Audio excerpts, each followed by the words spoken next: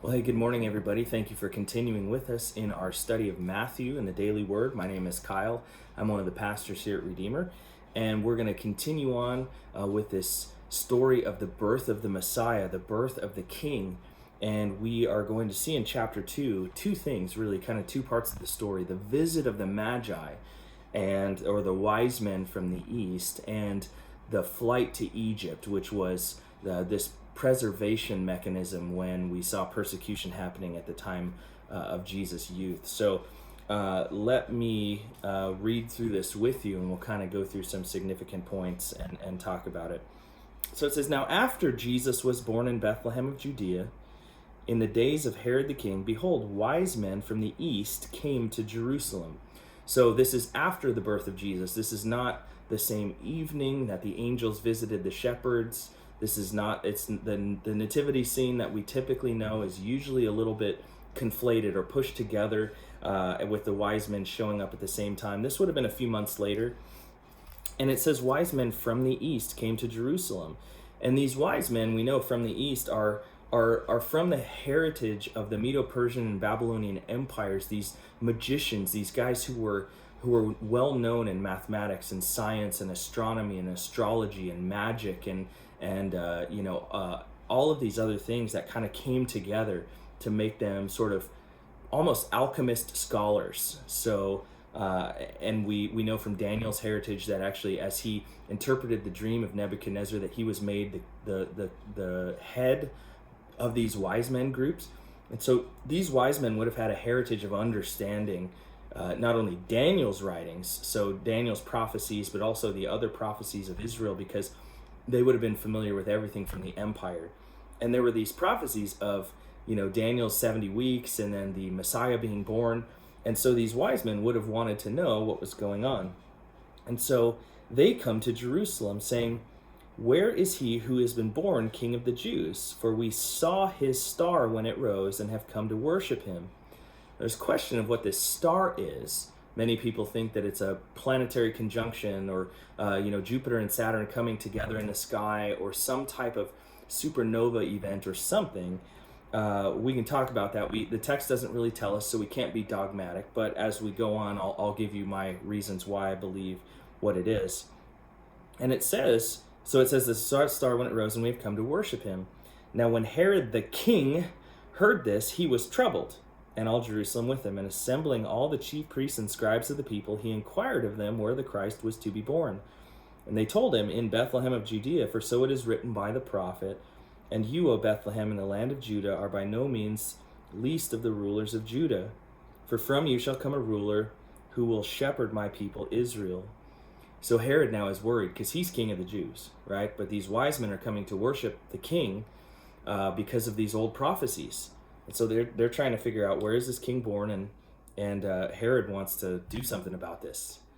He is kind of a puppet king of the Roman Empire. He's not Jewish. He's Idumean, which is from kind of the southeast of Israel, the former land of Edom, which, if you go back and study the book of Obadiah, God pronounced curses on Edom because they did not come to Israel's aid. In fact, they laughed when Israel was being destroyed. And this all goes all the way back to Jacob and Esau. And so the descendants of Esau are Edomites and now Idumeans. And so now we have this kind of usurper Idumean who politically, through political gains, worked his way in to be the king of the Jews, at least the puppet king here. So he's told the real king is coming, and he's not happy. So then Herod summoned the wise men. Now, we always picture this as three wise men because they brought three gifts, but most likely there was an entourage of 10 to 20 of these guys, and they would have been learned in all of these areas. And they say he wanted to ascertain from them what time the star had appeared.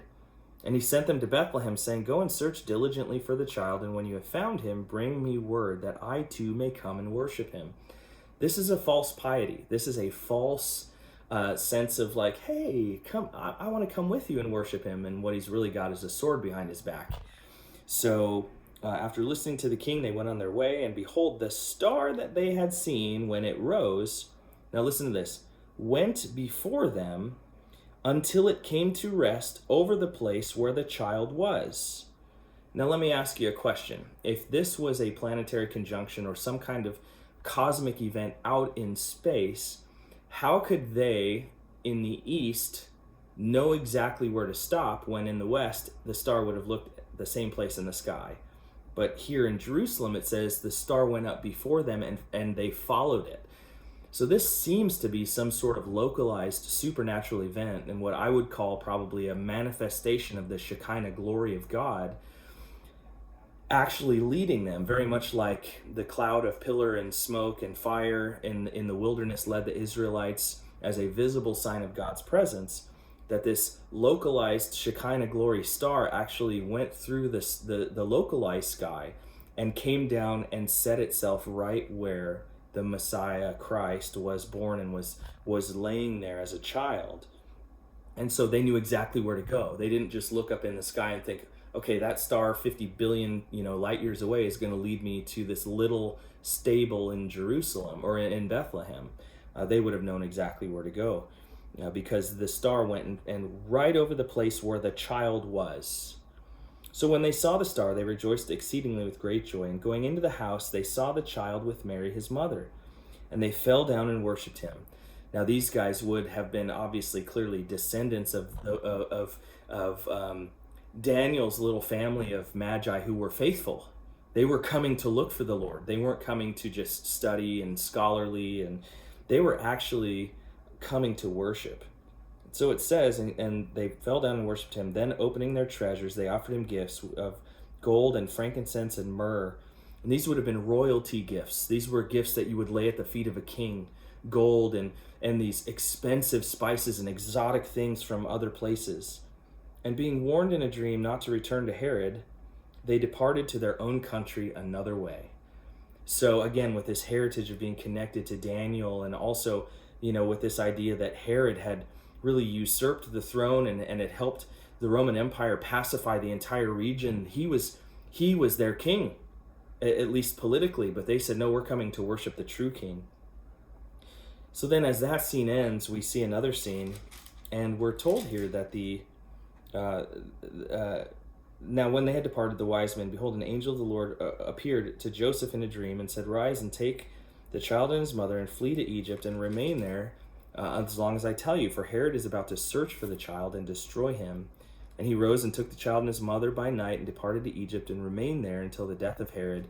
This was to fulfill what the Lord had spoken by the prophet, out of Egypt I called my son. So all these little messianic prophecies coming together in the story.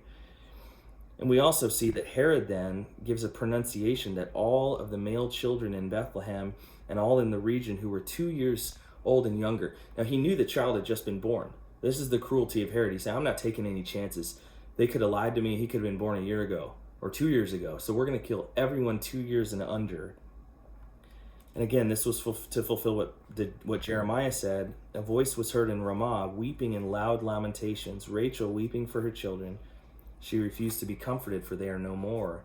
And this is that region, all of those parents now deprived of their young male children because of Herod's jealousy and wickedness.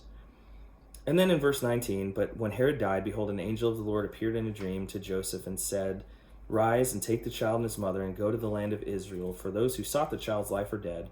And he rose and he took his child and his mother and went to the land of Israel. But when he had heard that Archelaus was reigning over Judea in place of his father Herod, he was afraid to go there, and being warned in a dream, he withdrew to the district of Galilee.